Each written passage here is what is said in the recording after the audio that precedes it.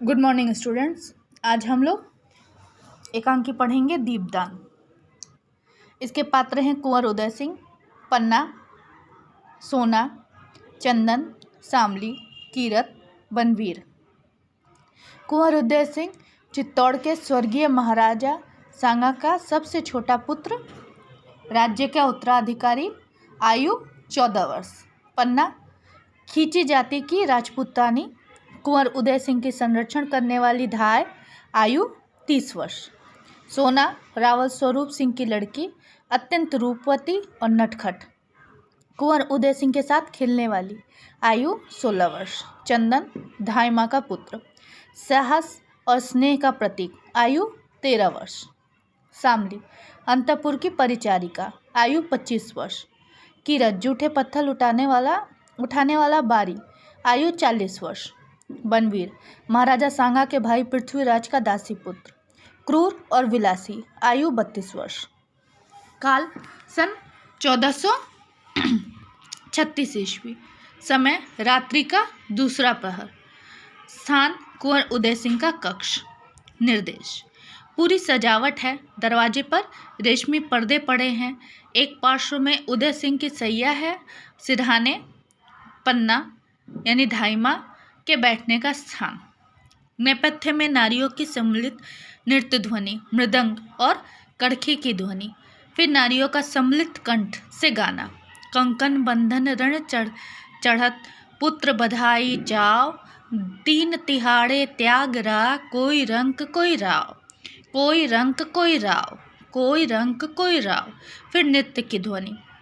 घर जाता श्रम पलटतम, त्रिया पंडता ताव, ए तिन्हु दिन मारण रा, कोई रंक कोई राव, कोई रंक कोई राव, कोई रंक कोई राव। यह संगीत नेपथ्य में धीरे धीरे हल्का सुनाई पड़ता है। उदय सिंह दौड़ता हुआ आता है, पुकारता है, धाइमा धाइमा। कोई उत्तर नहीं मिलता। अपने आप, धाइमा कहाँ है? फिर पुकार कर, धाइमा। पन्ना भीतर से आती हुई, क्या है कुंवर? देखकर, अरे सांझ हो गई और तुमने अभी तक अपनी तलवार म्यान में नहीं रखी। उदय सिंह,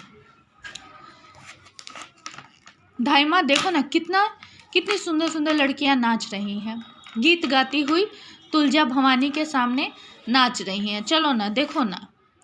पन्ना, मैं नहीं देख सकूंगी लाल। उदय सिंह, नहीं धाइमा, चलो ना, थोड़ी देर के लिए चलो ना। पन्ना, नहीं कुंवर, मुझे इस समय नाच देखना अच्छा नहीं लगता। उदय सिंह, क्यों नहीं अच्छा लगता? मैं तो उन्हें बड़ी देर तक देखता रहा और वे भी मुझे बड़ी देर तक देखती रही। धाइमा, मैं कितना अच्छा हूँ धाइमा। पन्ना, तुम बहुत अच्छे हो। तुम तो चित्तौड़ के सूरज हो, महाराणा सांगा के जी के छोटे कुंवर। सूरज की तरह तुम्हारा उदय हुआ है, तभी तो तुम्हारा नाम कुंवर उदय सिंह रखा गया। उदय सिंह हंसकर, अच्छा यह बात है, पर क्या रात में भी सूरज का उदय होता है? मैं तो रात में भी हंसता खेलता हूँ। पन्ना, दिन में तुम चित्तौड़ के सूरज हो कुंवर, और रात में तुम राजवंश के दीपक हो, महाराणा सांगा के कुलदीपक।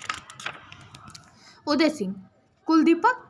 कहीं तुम मुझे दान न कर देना धाइमा। वे नाचने वाली लड़कियां तुलजा भवानी की पूजा में दीपदान करके ही नाच रही हैं। वे दीपक छोटे से कुंड में कैसे नाचता है धाइमा, मचले हुए स्वर में। चलो ना धाइमा, तुम उनका दीपदान देखो लो। जिस तरह उनके दीपक नाचते हैं, उसी तरह वे भी नाच रही हैं। पन्ना, मैं इस समय कुछ नहीं देखूंगी कुंवर। उदय सिंह, थोड़ा रुककर तो जाओ। मैं भी नहीं देखूंगा। मैं उदय सिंह भी नहीं बनूंगा और मैं कुलदीपक भी नहीं बनूंगा, कुछ नहीं बनूंगा। पन्ना, रूठ गए? कुंवर, रूठने से राजवंश नहीं चलते। जाओ विश्राम करो। देखो तुम्हारे कपड़ों पर धूल छा रही है। दिन भर तुम तलवार का खेल खेलते रहे, थक गए होगे। जाओ सैया पर सो जाओ, मैं तुम्हारी तलवार अलग रख दूंगी। उदय सिंह रूठे हुए स्वर में, तब तो मैं तलवार के साथ ही सो जाऊंगा। पन्ना, अभी यह समय नहीं आया कुंवर। चित्तौड़ की रक्षा में तुम्हें कई दिन तलवार के साथ ही सोना पड़ेगा। उदय सिंह रूखे स्वर में, तुम्हें तलवार से डर लगता है, जो बार बार तलवार रखने को लिए कहती हो? पन्ना, तलवार से डर? चित्तौड़ में तलवार से कोई नहीं डरता कुंवर। जैसे लता में फूल खिलते हैं, वैसे ही यहाँ वीरों के हाथों में तलवार खिलती है, तलवार चमकती है। उदय सिंह उसी तरह रुखे स्वर में, अब मेरा मन बहलाने लगी। तुम नाच देखने नहीं चलती तो मैं ही अकेला चला जाऊंगा। मैं जाता हूँ। जाने को उद्यत होते हैं। पन्ना, नहीं कुंवर, तुम कभी रात में अकेले नहीं जाओगे। चारों तरफ जहरीले सर्प घूम रहे हैं, किसी समय भी तुम्हें डस सकते हैं। उदय सिंह, सर्प? कैसे सर्प? पन्ना, तुम नहीं समझोगी कुंवर, जाकर सो जाओ, थक गए होगे। भोजन के लिए मैं जगा लूंगी। उदय सिंह, नहीं माँ, आज ना मैं भोजन करूंगा ना अपनी सैया पर सोऊंगा। प्रस्थान के लिए उदय सिंह का प्रस्थान। चले गए। कुंवर का रूठना भी मुझे अच्छा लगता है, मना लूंगी। नाच गान दीपदान, इसी से चित्तौड़ की रक्षा होगी। चित्तौड़ में यह बहुत हो चुका, बहुत हो चुका। अब तो बनवीर का राज है। नुपुर नाद करते हुए एक किशोरी का प्रवेश। किशोरी, धाई माँ को प्रणाम। पन्ना, कौन? मैं हूँ सोना, रावल स्वरूप सिंह की लड़की। कुंवर जी कहाँ हैं? वे थक गए हैं, सोना चाहते हैं। सोना चाहते हैं तो मैं भी तो सोना हूँ, अट्ठास हंसते हुए। पन्ना, चुप रह सोना, कुंवर जी रूठ कर सोने चले गए। तुम लोग कुंवर जी को नाच गाने की ओर खींचना चाहती हो। सोना, क्या तुलजा भवानी के सामने नाचना गाना कोई बुरी बात है? आज हम लोगों ने दीपदान किया और मन भरकर नाचा। यूं नाचती हुई कुंवर जी भी तो बड़े देर तक हमारा नाच देखते रहे। मैं भी उनको देखकर बहुत नाची। उनको हमारा नाच बहुत अच्छा लगा, बहुत अच्छा। देखो पैरों की यह ताल, नुपुर की झनकार। नुपुर बजाते हुए। पन्ना, बस बस सोना, अगर तू रावल जी की लड़की ना होती तो।